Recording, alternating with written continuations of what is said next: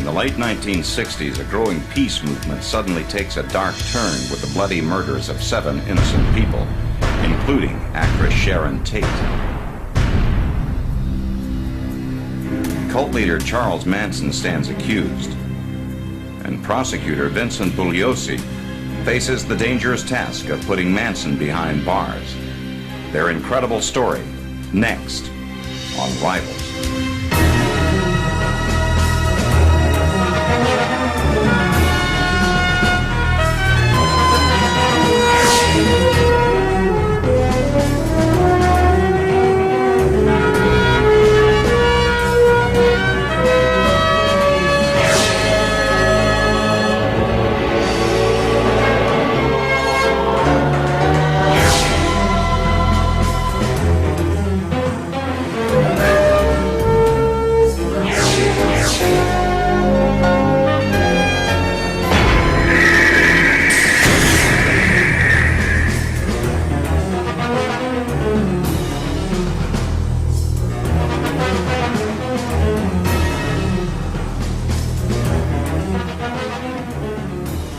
Hello, I'm Gerald McRaney. Prior to 1969, few Americans had heard of an obscure cult leader named Charles Manson, or an equally uncelebrated county prosecutor named Vincent Bugliosi. That changed with the barbarous slaying of actress Sharon Tate and 6 others. Blood seeped into the Hollywood Hills. A country wondered what had happened to the younger generation, and the young wondered what had happened to their summer of love. As Vincent Bugliosi unflinchingly stared into the demonic gaze of Charles Manson, what no one knew was that a critical clue to the crime lay locked in the lyrics of a Beatles album. Vincent Bugliosi would discover that, and much, much more. June 15, 1970. The trial of Charles Manson and his co-defendants opened in Los Angeles to worldwide attention. At center stage sat a psychotic killer who changed his appearance from day to day, but never his deep hatred for society. This confusion belongs to you. It's your confusion. I don't have any confusion. I don't have any guilt. I know what I've done, and no man can judge me. I judge me. What have you done, Charlie? No one knew what Charlie Manson might do next. The heavily guarded courtroom was tense, with good reason. And at one point, Manson leaped a table with almost supernatural force, attempting to attack the judge, and later threatened to have prosecutor Vincent Bugliosi killed. Yet in Bugliosi, Manson had met an unexpectedly worthy foe. The ambitious young prosecutor was as driven by the need to dominate the courtroom as Manson was to control his own dark world. In my opening statement, I said that these murders were perhaps the most bizarre, savage, nightmarish murders in the recorded annals of crime. And I think that Linda Kasabian... Like Manson, Bugliosi loved the spotlight. But it was his extraordinary commitment to protect society that set Vincent Bugliosi apart from so many other prosecutors, and made him the single greatest enemy of Charles Manson. Though from vastly different backgrounds, the two great rivals do share the same year of birth. 1934, the midst of the Great Depression. Manson is born in Cincinnati, Ohio, to a 16-year-old girl who has a strong taste for both alcohol and men. He never knows any father, taking his last name from one of his mother's many boyfriends. A drifting petty criminal in and out of jail, she alternately pampers and neglects her young son. When he's 12, she abandons him to the court, and he's assigned to the care of Catholic priests. Within a year, Charlie steals a car and commits armed robbery, and is sentenced to 3 years at the Indiana School for Boys.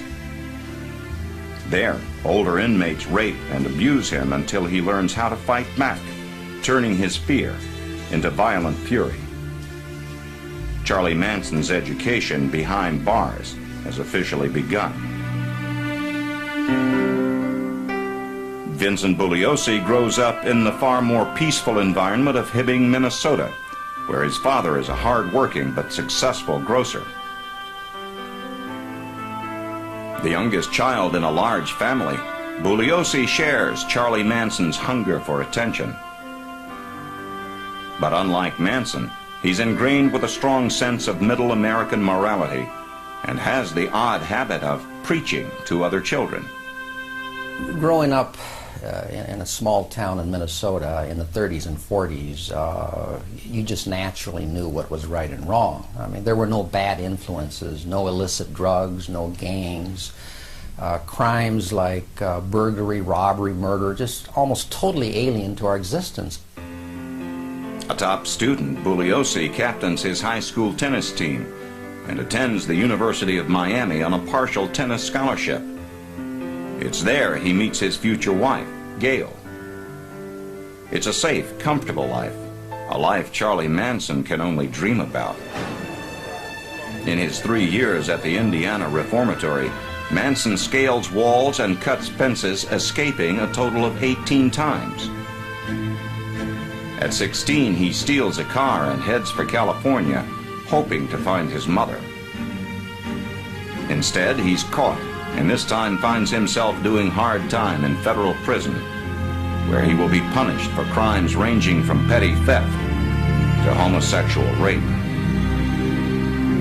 Through prison correspondence, Manson would later get to know journalist Paul Krasner. Well, Manson was really a Frankenstein monster created by the American prison system, and so he came out, you know, with all of the characteristics that inmates develop. Racism, paranoia, ways to do criminal things. He came out as a pimp and a drug dealer. In 1954, Manson gets out on parole. He marries the first girl he sleeps with, a 17-year-old waitress who endures his frequent physical abuse. The next summer, he steals a car and with his pregnant wife heads again for California, where he will spend the next decade in and out of prison for stealing, forging checks, and pimping. Vincent Bugliosi, meanwhile, attends UCLA Law School, where he serves as president of his graduating class. In 1964, driven by a growing animus toward hardcore criminals, he takes a job as a Los Angeles County Deputy District Attorney. It's the first step on a road that will lead to his climactic standoff with Charles Manson. Although he celebrates the birth of his first child that same year, Bugliosi remains devoted to his job. An admitted workaholic, he's quickly promoted to trying felony jury cases. Trying a criminal case before a jury, to me, that was the ultimate. That was where the drama was, the excitement. More was at stake. Sometimes a person's liberty, even their life. While Bugliosi shows his promise in the courtroom, Manson is forging his own future in federal prison. He becomes an avid student of psychology-based spiritual movements. His IQ measures an impressive 121, and like Bugliosi, he exhibits exceptional verbal skills. In prison drama class, he shows a gift for altering his personality to suit his needs. By his own admission, he said, "I'm a man of 1,000 faces." He was like a chameleon, constantly changing to fit the occasion or the person whom he was talking. Manson spends hours in his cell writing songs and practicing on his guitar. He develops an odd fixation on one rock group in particular, the Beatles.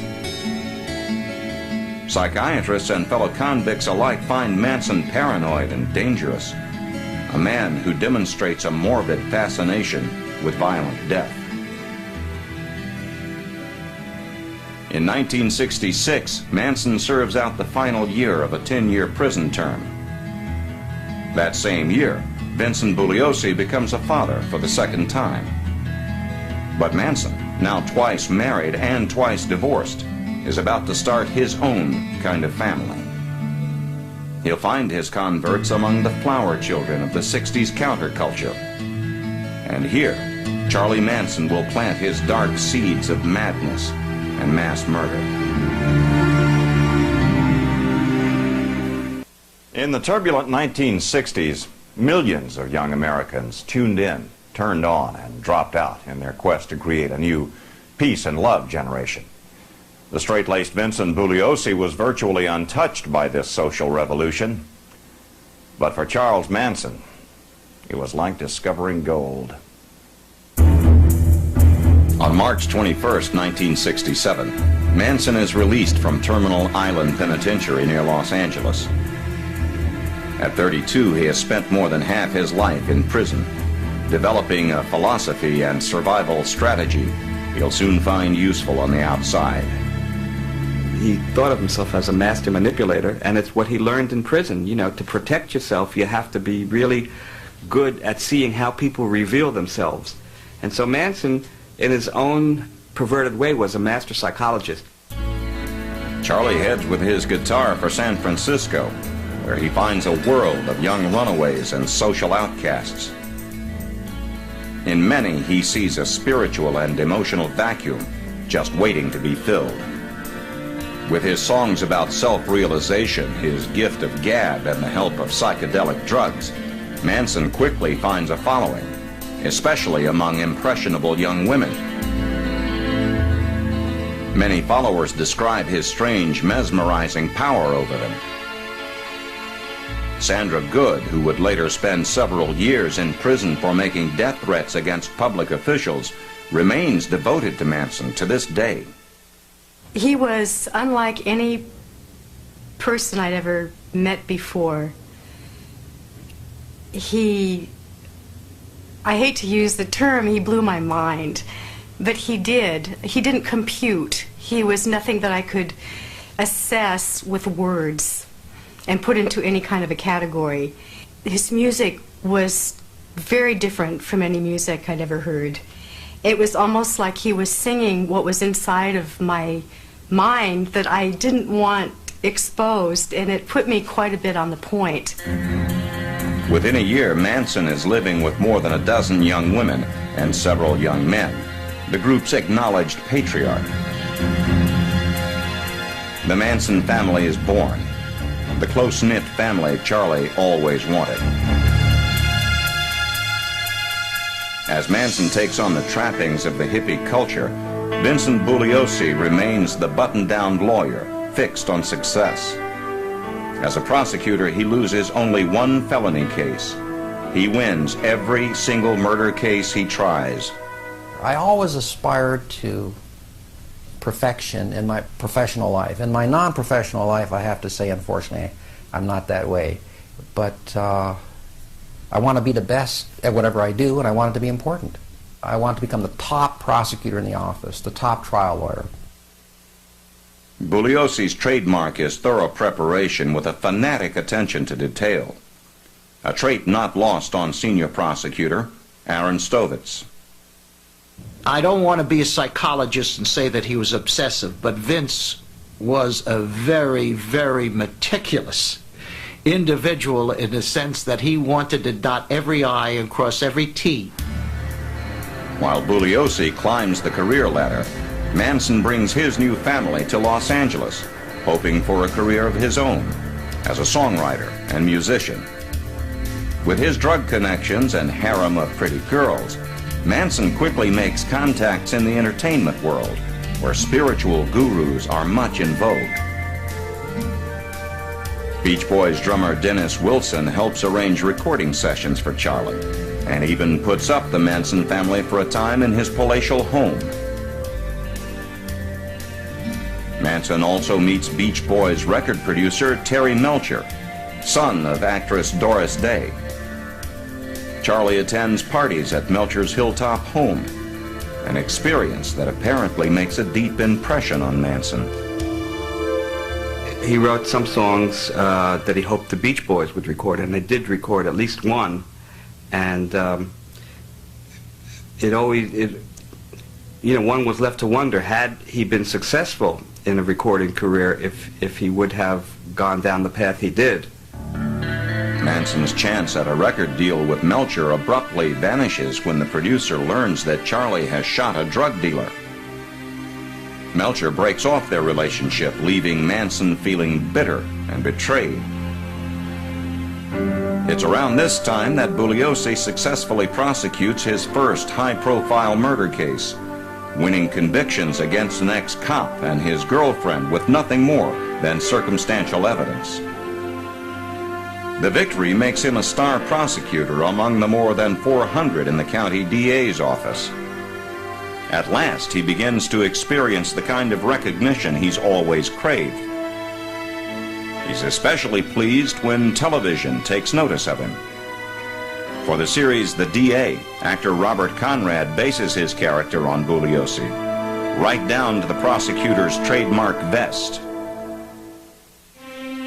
Charlie Manson, meanwhile, has become a star in his own special universe.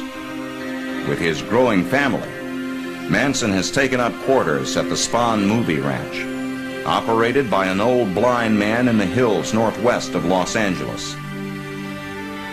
It's a playground of horse corrals and old movie sets, remote enough for uninhibited drug use, group sex, and hiding weapons. Although 100 or more visitors come and go, hardcore family members number less than 24 men and women. They treat Charlie as both father figure and messiah. Manson directs most of the activities, including games designed to draw out and nurture violent instincts within the group. One of these he calls creepy crawling, sending family members out at night to enter strange houses and move about without getting caught. On the evening of August 9, 1969, he orders 4 members of the family to put on dark clothes and arm themselves with knives. Manson then sends the 4 on a mysterious mission, a mission whose aftermath will soon draw Vincent Bugliosi into Charlie Manson's astonishing world. The designated family members are Charles Tex Watson, former football star and student body president; Susan Atkins, once a topless dancer, now the mother of a 10-month-old child; Patricia Krenwinkel, Bible student and Sunday school teacher; and Linda Kasabian, mother of a small child now in the communal care of the family and pregnant with another. They drive to the house where Manson once attended parties thrown by producer Terry Melcher. But Melcher no longer lives there. The house in the dark canyons above Beverly Hills is now occupied by a beautiful young actress named Sharon Tate. August 10, 1969. Newspaper articles and TV newscasts send a shocking story around the world. Actress Sharon Tate, the 26-year-old wife of film director Roman Polanski, is found stabbed to death in an exclusive neighborhood above Los Angeles while Polanski is away on business. Their unborn baby, due in 2 weeks, dies with her. 3 close friends of the couple are also viciously cut down. Jay Sebring, noted Hollywood hairstylist, shot several times.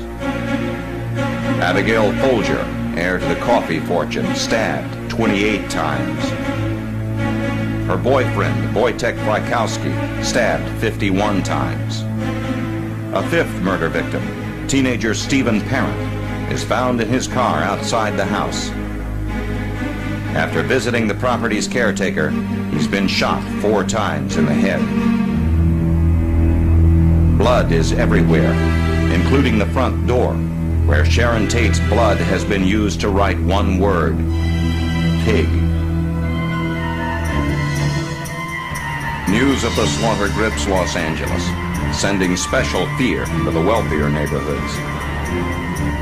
Then, less than 24 hours after the Tate murders, another killing frenzy takes place 10 miles away in the Los Feliz Hills. Business executive Lino LaBianca is found dead in his luxurious home, along with his wife, Rosemary. This time the stabbings totaled 67. Police find the word war carved on one of the victims' stomachs. Throughout the house, written in blood, are the words rise, death to pigs, and helter skelter. The LaBianca murders add to the media frenzy, fueling speculation about a gang of murderers rampaging through the city. Charlie Manson, meanwhile, divides his time between the Spahn Ranch and the Barker Ranch, an even more remote spread in California's rugged Death Valley. In early October, officers raid the Barker Ranch and arrest Manson and several family members on arson and car theft charges. Among them is Susan Atkins, who's wanted for yet another murder. That of Gary Hinman, a music teacher with ties to the Manson family. But police have stumbled upon far more than just a car theft ring or one murder suspect. Back in Los Angeles, inside the Sybil Brand Institute for Women, the talkative Atkins confides to an older cellmate. With childlike glee, Atkins brags about personally killing Sharon Tate, while the actress pleaded for the life of her unborn child. Referring to Manson as Christ, Atkins spins a macabre tale of multiple murders. Murders committed by family members under Charlie's direction. Atkins' cellmate reports the story to police. It's the break they've been hoping for. It's also a golden opportunity for Vincent Bugliosi. The young prosecutor is elated when he's assigned to try the case along with Aaron Stovitz. He thought that that was the crime of the century and the prosecution of the century. It would make him the greatest prosecutor. And I told him one time, Vince, there'll be other cases and no one ever remembers the prosecutor. Well, I was wrong. They remembered Mr. Bugliosi. With his customary zeal, Bugliosi takes charge of the field investigation. He works nearly round the clock, gathering evidence against the man he sees as a serious new menace to society, Charles Manson. The typical role of a prosecutor is to present evidence in court gathered by law enforcement agencies. It's not his job to investigate the case. He's not trained to do that. On the other hand, there's nothing that prohibits him from going out and investigating cases, and I always did that on a major case. After searching for clues at the Spahn Ranch, Bugliosi drives 200 miles to Independence, California, where Manson is still being held on car theft charges. Bugliosi hopes to get a glimpse of Manson himself, the man some claim wields a strange power over life and death. On the streets of the small desert town, Bugliosi meets two of Manson's most loyal women, Lynette Squeaky Fromm and Sandra Good. He's shocked to find an eerie sameness about them, as if their individual personalities have been erased. Bugliosi will later write about all the Manson women. They reminded me less of human beings than Barbie dolls. The more he investigates, the more Bugliosi learns about Manson's unusual powers. Family members often say amen after Charlie speaks, and he's able to silence them simply with a stare. At last, the prosecutor sees his rival in the flesh as Manson is escorted from the Independence jail. He's about 5 feet 2 inches tall, slightly built, a shade hunchbacked, long hair, a beard. He looks somewhat scraggly. In short, he was not an imposing figure. But I knew that it would be the biggest mistake that I could make to underestimate him, because I had already learned of the incredible power that he had to command and get other people to kill for him. Back in Los Angeles, in exchange for being spared the death penalty, Susan Atkins testifies before the grand jury. Atkins is indicted on murder charges along with Manson.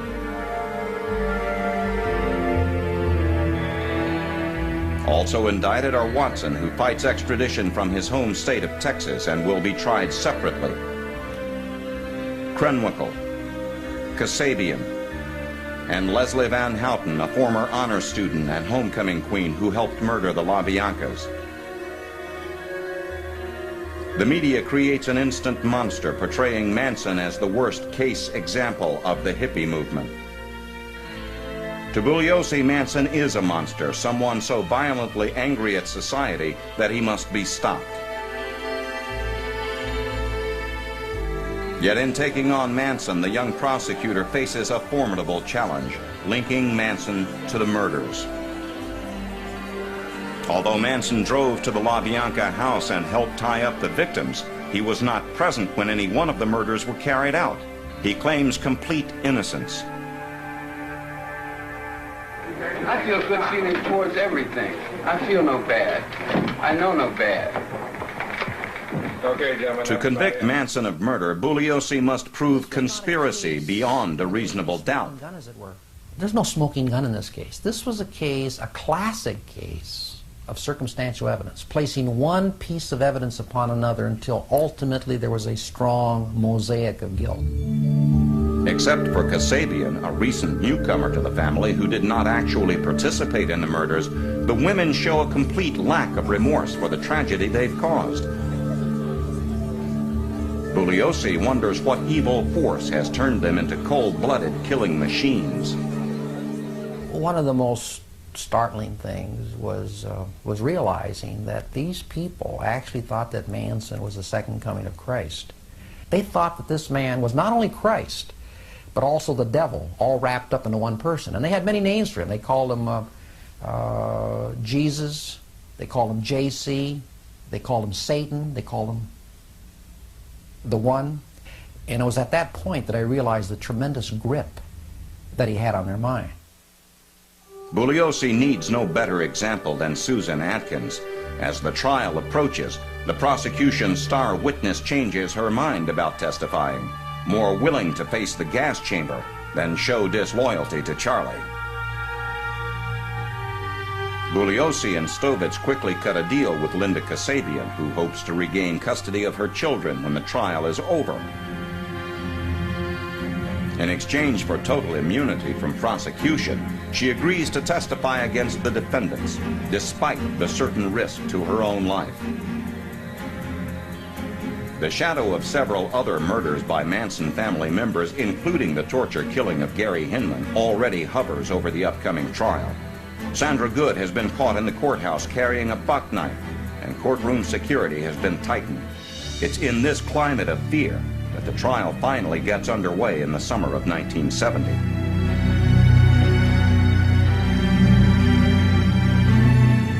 The moment of destiny for both Charles Manson and Vincent Bugliosi is finally at hand. Bugliosi feverishly prepared for what was sure to be an exhausting trial. He had to show not only motive, but the intangible, mental domination. But Charles Manson had plans of his own. As the trial opens on June 15, 1970, the prosecution team faces 4 separate attorneys representing Manson, Krenwinkel, Atkins, and Van Houten. But in a sense, Bugliosi is also up against the entire Manson family. As the jury is sworn in, then sequestered, he worries about the element of fear. A hung jury was certainly a problem. We had to worry about that. Particularly since the jury knew that members of the Manson family were still out on the loose. As someone said, very aptly, they said Manson might be behind bars, but his reach extends beyond the jail cell. To get former Manson family members and other witnesses to testify, Bugliosi and Stovitz offer them immunity from prosecution for lesser crimes or convince them they'll be safer with Manson out of circulation. Prepared with months of exhaustive research, Bugliosi elicits disturbing testimony about life with Charlie Manson, including his techniques for breaking down individual will. He controlled virtually all aspects of their sexuality when they'd have their sex orgies. Manson was kind of like a maestro, orchestrating what everyone else did. No one else touched anyone else or kissed anyone else or made love to anyone else unless Manson told him to do so. In Charlie's world, watches and clocks are forbidden. So are birthdays and any talk of the past. There is no time, Charlie tells his disciples, only the now. From certain women, he takes eyeglasses, birth control pills, even their babies for communal parenting. The prettiest women are reportedly used as sexual bait to entice more men to join the group. Charlie supervises the taking of drugs, primarily marijuana and LSD, which enhance the hypnotic effect of his words. At dinner, he often sits alone atop a rock with the others at his feet, playing his guitar and preaching. He delivers a mixed message of spiritual harmony taken from the Bible, the Beatles, and various New Age religions. One of Manson's favorite words is program. He'd tell the members of his family, he says, every one of you has been programmed by society, schools, churches, parents. He says, it's my job to unprogram you. What he did not tell them, of course, was that in the process of unprogramming them, he was reprogramming them to be his slaves and to be his followers.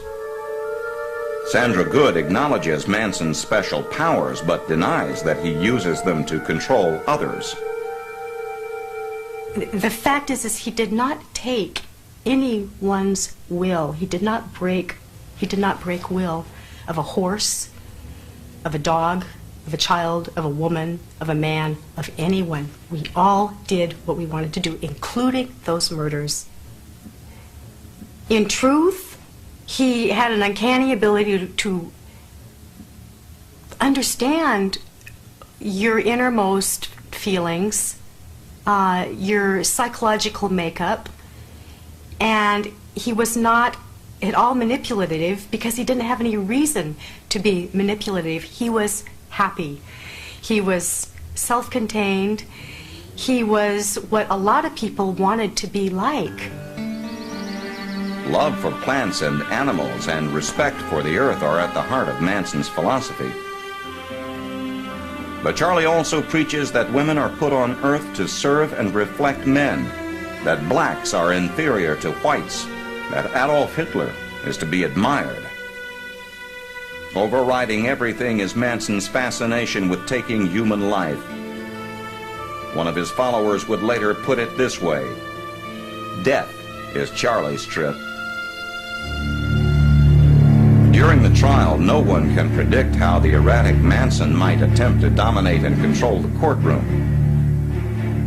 From day one, Bugliosi finds himself the target of Manson's famous piercing eyes. He and I used to have a lot of staring sessions. All was initiated by him. He was trying to intimidate me with that Hitlerian stare of his. On one occasion, a lengthy staring session leads to verbal sparring. The intense rivalry between prosecutor and defendant has become personal, and Bugliosi clearly relishes the battle.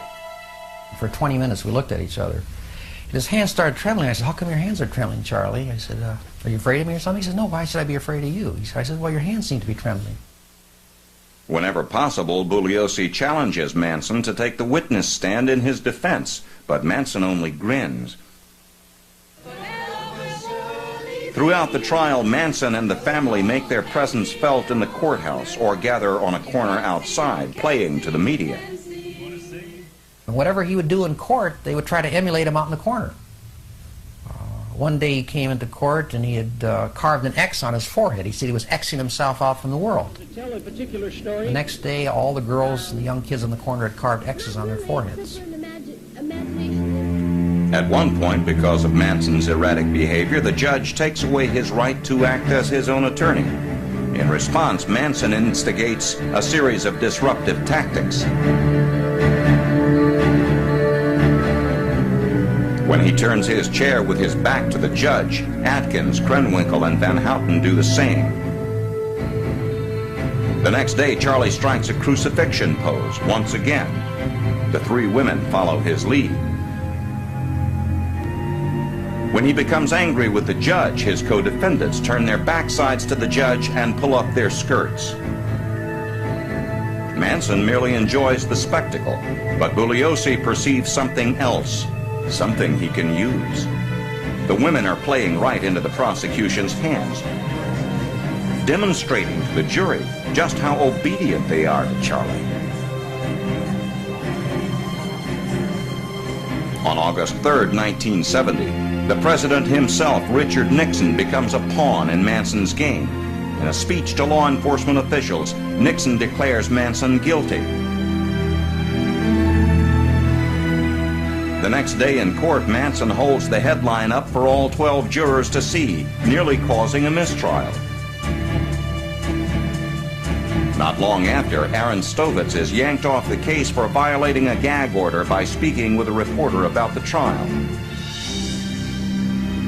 Vincent Bugliosi now stands at center stage with Charles Manson, two arch rivals in a bizarre courtroom drama that's about to become deadly serious. As the Tate LaBianca murder trial unfolds month by month, the tension between Manson and Bugliosi only rises. The proceedings are as unpredictable as Manson himself, sometimes dragging on and sometimes exploding violently. One day, Manson got a hold of a sharp pencil and he leaped over the console table and he started charging the judge towards the bench. And the bailiffs immediately tackled him and dragged him out of court. And he shouted something to the judge to the effect, "In the name of Christian justice, someone should chop off your head." When Manson tells a bailiff that he plans to have Bugliosi and the judge murdered, the judge begins carrying a .38 revolver beneath his robe. Bugliosi is given a full-time police bodyguard and has his house equipped with a special security system. Prosecution witnesses also receive death threats. One, a teenage girl, nearly dies after Manson family members feed her a hamburger laced with 10 hits of LSD. But the most shocking event involves defense attorney Ronald Hughes, with whom Manson has been angry. Before the trial is over, Hughes will disappear and die mysteriously in the desert. His death never fully explained. Everyone, including Bugliosi, wonders who might be next. When Linda Kasabian takes the stand to testify as the prosecution's star witness, Manson makes a slitting gesture across his throat. But Bugliosi has prepared his witness well, encouraging her to come clean so that she can start a new life with her two children. Kasabian spends 18 grueling days on the witness stand, but faces up to the intimidation implicating Manson in the murders. It's a major turning point in the trial, and dozens of witnesses and experts follow Kasabian's lead. Piece by piece, Bugliosi builds a convincing argument that Manson is the mastermind behind the murders. Now he must explain the motive behind the ritualistic slaughter of 7 strangers, complete with slogans of hate scrawled in human blood. Pigs, according to witnesses, is Charlie's derogatory term for rich white people, not the police, who are more common targets of the phrase. Bugliosi's meticulous research leads jurors back to Manson's favorite Beatles record, the White Album, which includes such songs as Revolution, Piggies, and Helter Skelter. Bugliosi draws out testimony from various witnesses that Manson considers the album to be prophecy. He feels its lyrics speak directly to him about a coming revolution Manson calls Helter Skelter, in which blacks will overthrow whites. In Manson's twisted vision, the black race will be incapable of ruling. Manson himself will then rise up to lead a white master race that will dominate the world. The Tate LaBianca murders, Bugliosi concludes, are Manson's attempt to jumpstart Helter Skelter, to show black revolutionaries how it should be done. while triggering fear and retribution in whites. As far-fetched as this scenario sounds, Bugliosi offers the jury convincing testimony and physical evidence to back it up. I proved to the jury that only Manson had a motive for these murders, and that motive was helter-skelter. And when those two words were found printed in blood at the murder scene, I argued to the jury that that was tantamount to Manson's fingerprints being found at the scene. In late autumn, the prosecution rests its case. The defense also rests without calling a single witness, including Charles Manson. Mr. Manson could have taken a witness stand. He could have denied that he told these girls to go out there and do these things, but he'd have been faced with one formidable enemy, and that formidable enemy is the cross-examination of Mr. Bugliosi. By his own count, the obsessive Bugliosi spends several hundred hours preparing his summation. In his final opportunity to stop Manson, he reminds the jury of the unspeakable brutality of the murders and of the ongoing agony inflicted on so many people. Finally, on January 25th, 1971, after deliberating nearly 10 days, the jury returns its verdict. When the jury comes in a death penalty case, the clerk of the court reads what the verdict is. That's an extremely suspenseful moment. So suspenseful that sometimes lawyers, if they have a bad heart or whatever, they send a colleague down to take that verdict, because it's either life or death. It's a very suspenseful moment, and I looked down at Manson, and his hands were trembling again. The court clerk reads the verdict. Manson and his co-defendants are guilty as charged. Vincent Bugliosi has won. Each defendant, including Tex Watson in a later trial, will serve life terms in prison after the death penalty is abolished in California the following year. The district attorney's office and I personally and the Los Angeles Police Department are very, very pleased with the verdict. That goes without saying. We're all very, very happy. The complete proceeding has taken more than 9 months at the time, the longest trial in U.S. history. Manson, soon to be convicted of Gary Hinman's murder as well, will attempt to stay in touch with Bugliosi, writing rambling letters from prison that go unanswered.